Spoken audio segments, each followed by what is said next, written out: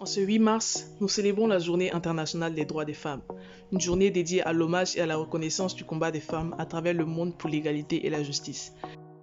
Mais permettez-nous tout d'abord de vous remercier du fond du cœur pour votre soutien qui nous motive à poursuivre notre mission de mettre en lumière ces jeunes personnalités inspirantes.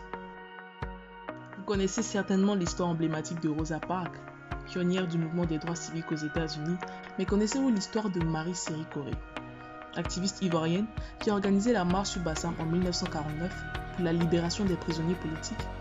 Vous avez probablement entendu parler de Ruth Bader Ginsburg, mais savez-vous que Béatrice Kopri-Boni a été la première avocate en Côte d'Ivoire, ouvrant ainsi la voie à de nombreuses femmes dans le domaine du droit? Et que dire de Jeanne Gervais, première femme ministre de la Côte d'Ivoire qui a brisé les barrières politiques dans les années 1970? Ces femmes ont marqué leur époque et ont ouvert la voie à de nouvelles générations de femmes en Côte d'Ivoire. Ces figures inspirantes ont laissé un héritage indélébile dans l'histoire de la Côte d'Ivoire. Et aujourd'hui, nous sommes honorés de vous présenter une jeune femme en plein essor, Marie-Lucienne Nguessan. Découvrons ensemble son histoire et son impact sur la jeunesse ivoirienne dans ce deuxième épisode de Let's Meet.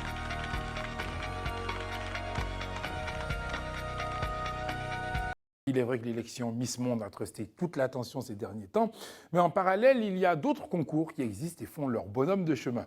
Dimanche 19, ce sera la finale de Miss 2.0 2021, une élection qui mettra de facto fin au règne de Marie-Lucienne Nguessan, la Miss sortante. Sa passion pour le digital lui a permis de se hisser parmi les figures influentes du domaine et d'être nommée Miss 2.0 en décembre 2020. Je suis Marie-Lucienne Nguessan, je suis de formation informaticienne. Je suis aussi entrepreneur, la fondatrice de l'association Sainte-Marie de Lumière, et aussi une entreprise Mali Commune qui œuvre dans la conception de sites web pour des particuliers. Et l'association Sainte-Marie de Lumière œuvre dans le domaine de la formation pour les femmes, pour les enfants sur les questions du numérique. Je suis aussi la gérante de l'entreprise Résidence Meublée Ivoire qui fait la promotion des résidences meublées en Côte d'Ivoire. Et je suis quoi? Je suis consultante en communication digitale pour une organisation internationale et consultante formatrice sur les thématiques du numérique pour plusieurs particuliers cabinets de formation. Okay, ça fait beaucoup. Donc on va aller pas à pas. D'accord. On va déjà commencer à parler de ton parcours, parce qu'on a beaucoup entendu informatique dans tout ce que tu as dit, informatique digitale. Donc comment ton amour pour l'informatique débute? Alors disons que je crois que c'est un amour inné, mais que je ne connaissais pas forcément parce que déjà toute petite, j'avais une facilité à utiliser les appareils technologiques. J'étais très facilement les ciblages, les paramétrages du téléphone depuis mon adolescence, mais je ne connaissais pas encore c'était quoi l'informatique.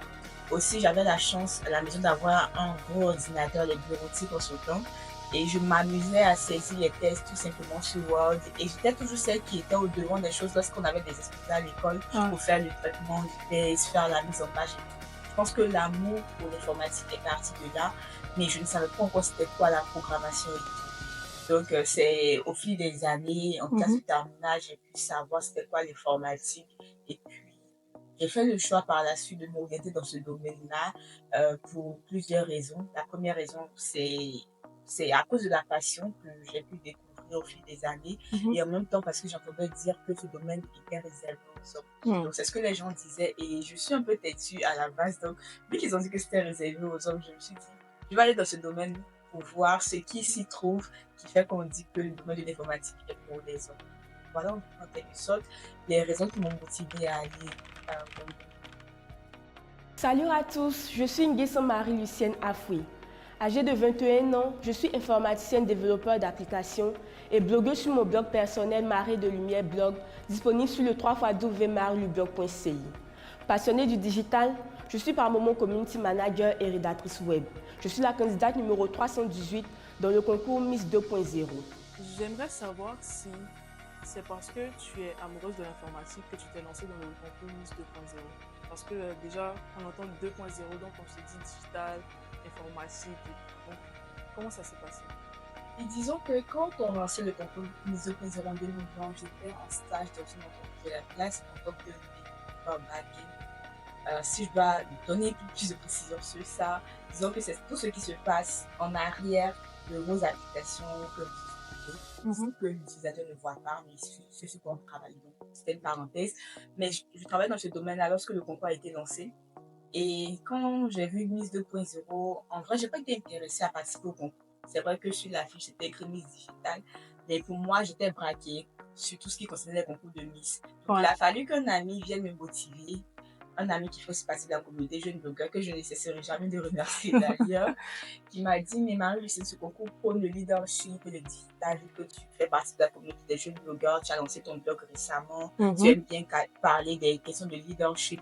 Je pense qu'il serait bien que tu participes à ce concours-là. Donc, c'est là qu'il attire mon attention et je vais faire plus de recherches sur le concours. Et je me dis, ok, je me lance. Donc, on va dire que c'est vrai que je suis informaticienne et que naturellement, quand je vois Miss 2.0, ça me parle, ça me donne envie de participer au concours. Je me suis dit, oui, pourquoi pas, quand j'ai vu tout ce que je pouvais gagner en y participant, quand j'ai vu que c'était un concours qui prenait des valeurs assez nobles, je me suis dit, voilà peut-être une occasion de mettre en avant ma passion pour les technologies et pouvoir mettre cette passion au service de ma communauté. Est-ce que quand tu commençais à participer à ce concours, tu avais déjà des idées de ce que tu allais faire avec toute la notoriété, toute l'influence que tu allais avoir? Oui, disons que pendant le concours Miss 2.0, le projet que j'ai présenté, c'est une grande vision, mettre en place un centre de formation où on allait former des femmes sur une longue période, sur les questions des technologies et tout. Et puis, quelques mois après mon élection, je ne savais pas encore comment réaliser le projet, cette grande vision que j'avais. Il se trouve que j'ai été invitée une fois à Laurent Digital Center en tant qu'ancienne académicienne pour parler de mon parcours. Et par la suite, l'occasion m'a été donnée de parler du projet que j'ai présenté pendant le concours Miss 2.0. Donc, je rencontre le responsable et je lui expose ma grande vision. Je veux faire ci, je veux construire un centre de formation à Boaké, former des femmes et tout. Et il m'a dit une chose qui m'a énormément marquée, que je veux partager avec vous. Ça pourrait aider les personnes qui vont voir la vidéo. Il m'a dit, vous les jeunes, vous avez généralement de grandes visions. Mais le problème, c'est que vous ne voulez pas commencer petit avant d'arriver à la réalisation de cette grande vision-là. Il m'a dit, reviens dans une semaine me présenter un bout de ton projet qu'Orange pourrait éventuellement accompagner. Donc, c'est de là que le Digital Féminin Tour est parti. J'avais déjà eu cette phrase en tête, Digital Féminin Tour, pour ne pas dire cette expression, mais je ne savais pas encore comment le matcher avec la grande vision que j'ai présentée pendant Miss 2.0. Donc, c'est quand il m'a dit ça, quand je suis rentrée en une nuit, j'ai écrit tout le TDR, j'ai fait le budget qu'il fallait pour pouvoir démarrer le Digital Féminin Tour. Et je suis allée lui présenter quelques jours après et c'est là qu'est née cette vision-là. Je crois en juillet ou août 2021, on a lancé la première édition à Boaké et on ne s'est plus arrêté. On a fait Korogo, San Pedro, Mans, Odiéné, Daloa, j'en passe, aussi à Abidjan, où on a même fait 2 éditions parce qu'il y avait l'affluence. Et à ce jour, on a formé plus de 500 jeunes femmes dans, je crois, 9 villes de la Côte d'Ivoire et on espère continuer les mois à venir. Et tu as parlé aussi du programme Jeunes Blogueurs. Est-ce que les jeunes de ce programme t'ont aussi inspiré pour tes projets de la suite? En ce qui concerne les jeunes blogueurs, je ne dirais pas qu'ils m'ont inspiré par rapport au projet que j'ai présenté pendant le concours Miss 2.0, mais je dirais qu'ils ont été d'une grande aide. On va dire que Dieu a disposé les choses pour qu'ils soient là à cette période-là, parce que j'ai intégré la communauté des jeunes blogueurs en 2020 et c'est la même année que j'ai participé au concours Miss 2.0. Et pendant ce concours-là, il faut énormément de votes et ils ont été vraiment d'un soutien énorme tout au long du concours jusqu'à ce que j'arrive en finale pour présenter le projet qui a permis au jury de faire de moi la mise. Est-ce que c'est le fait d'être avec des jeunes qui t'a poussé à créer le programme Digital dès la base, qui est aussi un projet de Centre Marie de On va dire pas totalement. C'est vrai, je suis jeune blogueur et c'est par rapport aux initiatives que j'ai mises en place que j'ai été nommée jeune championne UNICEF. Mais disons que le programme Digital de la base est un projet que j'avais à cœur la même année où j'ai lancé Digital au Féminin Tour. Le Digital de la base est un programme qui vise à instaurer des clubs du digital dans les lycées et collèges. On sait que quand on était au lycée, on avait les clubs de mathématiques, clubs d'anglais. Donc, l'idée, c'est d'instaurer des clubs comme on en connaît déjà. Mais dans ces clubs-là, c'est plus des formations axées sur le numérique, sur les technologies de manière générale, qu'on va transmettre aux élèves qui seront participants du club. Et ces clubs vont tenir les formations sur toute l'année scolaire. Et à la fin de l'année scolaire, on va faire ce qu'on a appelé le concours inter-école du digital dès la base, qui va mettre en compétition plusieurs écoles où on a instauré le club. Ça sera une sorte de génie en herbe comme on connaît en Côte d'Ivoire, mais un génie en herbe axé sur le numérique, quoi, tu vois. Donc voilà un peu pour ce qui concerne le digital dès la base. Mais à part digital dès la base, est-ce que le Centre Marie de Lumière a d'autres initiatives? Oui, en plus du Digital au Féminin Tour et du Digital dès la base, qui incluent les clubs du Digital dès la base et le concours inter-école du Digital dès la base, on a le Salon du Digital au Féminin qu'on souhaite aussi lancer, qui a une suite logique du Digital au Féminin Tour. L'idée, c'est de réunir pendant 2 jours des femmes excellentes, pionnières du domaine du numérique en Côte d'Ivoire et même en Afrique, et réunir des jeunes filles qui s'intéressent ou pas à ce domaine. Parce qu'on entend souvent dire qu'il n'y a pas assez de modèles de femmes connues dans le domaine des technologies. Il y a des modèles, mais qui ne sont pas forcément connus, qui ne sont pas forcément mis en avant. Donc, nous, on veut réunir sur une même scène ces modèles qui existent et des jeunes filles pour que ces modèles-là soient une inspiration pour les jeunes femmes qui hésitent encore à se lancer dans le domaine du numérique, pour qu'elles soient inspirées et qu'elles n'hésitent plus à se lancer. Donc, pour l'instant, voici les projets qu'on a, mais je pense qu'avec les années, on pourrait certainement développer d'autres projets avec l'association. Mais en fait, d'où est-ce que ça te vient ton amour pour ce côté engagement que tu fais? Parce que tu aides les femmes, tu aides les jeunes, tu aides les enfants. Ça vient d'où en fait? On va dire que c'est un amour naturel pour le don de soi. C'est peut-être par rapport à ma foi, par rapport à mon éducation, à mes valeurs, mais je ne suis pas du genre à faire de la rétention. Donc, si j'ai quelque chose, si je connais quelque chose ou si j'ai une chose que je peux partager aux autres, je n'hésiterai pas à le faire. Et même quand je participais au concours Miss 2.0, mon slogan, c'était mettre ma passion pour le digital au service du leadership féminin. Donc, c'est de là que tout est né. On va dire quoi? Je sais que je suis passionnée des technologies, j'aime ce domaine-là, mais je sais qu'il y a beaucoup de femmes qui hésitent à se lancer. Je sais qu'il y a beaucoup de personnes qui ont des difficultés à pouvoir avoir les connaissances qu'il faut en ce qui concerne ce domaine. Donc, je veux leur partager cela. Et c'est ce que j'essaie de faire à travers toutes mes initiatives. C'est vraiment un don naturel de soi que Dieu a mis en moi, je dirais. Et en ce qui concerne mon engagement communautaire, on va dire que le programme Jeune Blogueur est l'un des premiers programmes au sein desquels je me suis engagée véritablement en tant que bénévole. C'est vrai que j'ai fait plusieurs autres choses auparavant. J'ai été un peu membre de la Jeune Chambre internationale. J'ai participé à des concours d'oratoire. J'ai aussi mené par moments des initiatives, aller faire des dons dans des orphelinats. Mais véritablement, je me suis engagée au sein d'une communauté en 2020 avec les jeunes blogueurs. Et puis, tout est parti de là. Disons, voilà. Tout ce que j'ai raconté par la suite vient de cet engagement-là au sein de cette communauté. À partir de cette communauté-là, tu as eu aussi d'autres distinctions. Oui. Est-ce que tu peux nous faire la liste exhaustive?